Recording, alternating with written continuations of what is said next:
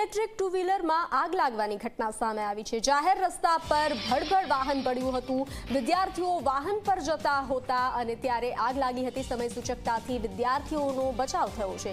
મણિનગરની દક્ષિણી સોસાયટીની આ ઘટના છે। ફાયર બ્રિગેડ ઘટના સ્થળ પર પહોંચી। ઘટનામાં કોઈ જાનહાનિના સમાચાર નથી। તો ફાયર બ્રિગેડ ઘટના સ્થળ પર પહોંચી હતી। વ્હીકલ ભડભડ બળવાના દ્રશ્યો સામે આવ્યા છે। અમદાવાદમાં ઇલેક્ટ્રિક ટુ વ્હીલરમાં આગ લાગવાની ઘટના સામે આવી છે। જાહેર રસ્તા પર વાહન બળ્યું હતું। વિદ્યાર્થીઓ વાહન પર જતા હતા ત્યારે આગ લાગી હતી। પેટ્રોલ ડીઝલના વધતા ભાવની સામે વૈકલ્પિક વ્યવસ્થાના ભાગરૂપે ઇલેક્ટ્રિક વ્હીકલનો ઉપયોગ વધારે થાય તે માટે સરકાર અથાગ પ્રયત્નો કરે છે, પરંતુ ઇલેક્ટ્રિક વ્હીકલની સાવચેતી કેટલી તે આજે પણ એક પ્રશ્ન છે। અમદાવાદમાં અનેક એવા કિસ્સા બન્યા છે કે ઇલેક્ટ્રિક વ્હીકલની બેટરી ચાર્જમાં મૂકી હોય અને તેમાં આગ લાગી હોય।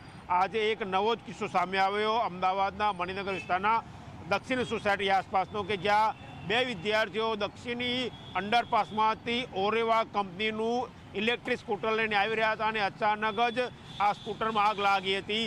સમય ચૂકતા વાપરીને બંને વિદ્યાર્થીઓ સ્કૂટર પરથી નીચે ઉતરી ગયા અને તેમને કોઈ જાનહાનિ કે કોઈ ઈજા ના થઈ। કયા કારણસર આગ લાગી, સ્કૂટર કેવું હતું, તે જે ઘટના સ્થાનિક લોકોએ જોઈ તે શોભનાબેન દવે આપણી સાથે જોડાયા છે, તેમની સાથે વાત કરીશું। બેન, શું થયું હતું સવારે? સવારે 8:15 વચ્ચે બે સ્ટુડન્ટ્સ જતા હતા ક્લાસીસમાં। એ જ વખતે અચાનક જ આગ લાગી ગઈ। આગ લાગ્યા પછી છોકરાઓ દોડીને જતા રહ્યા અને પછી તો તરત જ આગ લાગી। ફાયર બ્રિગેડવાળા આવ્યા પછી એમને કર્યું। અમે પાણી છાંટવાનો ટ્રાય કર્યો પણ બધાએ ના પાડી, પબ્લિકે કે પાણી ના છાંટશો તમે, એને હમણાં ફાયર બ્રિગેડ આવે એટલે થવા દો એમ કે। અમે લોકો ગભરાઈ ગયા હતા એટલે મારે ગેસનો બાટલો બહાર હતો, અમારી ગાડી બહાર હતી, કમ્પાઉન્ડમાં જ હતી પણ અમે દૂર લઈ લીધી।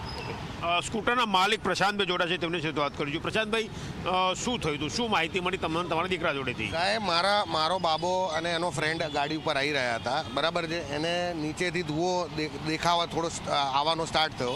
એને મનમાં એવું કે ભાઈ આ જે છે કે ભાઈ કદાચ કંઈક થયું હશે, તો એને નીચે ઉતરીને જોયું તો ગાડીની અંદર પૂરો હાવ ધુઓ હતો। એ બી ગયો, એ બીને ગાડી મૂકીને એ દોડ્યો, જેમ દોડ્યો એમ આવી રીતે ગાડી ભડકે બળી છે સાહેબ।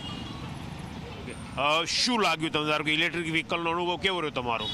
સાહેબ, બેકાર છે સાહેબ। આજે એક વસ્તુ છે, હું આટલા રૂપિયા ખર્ચીને 75,000 રૂપિયામાં ગાડી લીધેલે, મારા જોડે બિલ છે, આ ગાડીની વોરંટી છે સાહેબ, બરાબર છે। અને મારો મન કે મારો જે મુદ્દો છે સાહેબ એ નથી। મારો છોકરાને કાલ ઉઠીને કંઈ થઈ ગયું હોત, આ કંપની મારા છોકરાને ભરીને આપવાની હતી સાહેબ।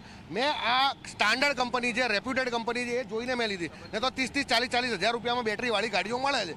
મેં કેમ રેપ્યુટેડ કંપનીની ગાડી લીધી કે ભાઈ એક બ્રાન્ડ છે, પણ જો બ્રાન્ડની જો આવી હાલત હોય સાહેબ તો હું નમ્ર વિનંતી કરીશ બધાઓને કે આ ઓરેવા કંપનીની ગાડીઓ કોઈએ લેવી નહીં સાહેબ।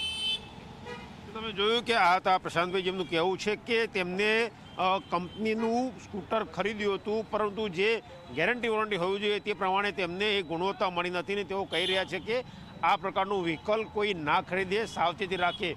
પોલીસ પણ ઘટના સ્થળે પહોંચી છે અને જે વ્હીકલમાં આગ લાગી હતી તેનું પંચનામું કરવાની તેમને શરૂઆત કરી છે। મહત્વનું છે કે જે દાવા થઈ રહ્યા છે, જે પ્રયત્નો થઈ રહ્યા છે કે પેટ્રોલ ડીઝલના વ્હીકલની સામે ફેલાતા પ્રદૂષણની સામે ઇલેક્ટ્રિક વ્હીકલ વપરાવા જોઈએ, પરંતુ ઇલેક્ટ્રિક વ્હીકલની સાવચેતી શું, તો પ્રશ્ન આજે પણ એ જ જગ્યાએ જ ઉભી રહેલો છે। કેમેરા પર્સન SP શર્મા સાથે ગૌરવ પટેલ, ઝી મીડિયા, અમદાવાદ।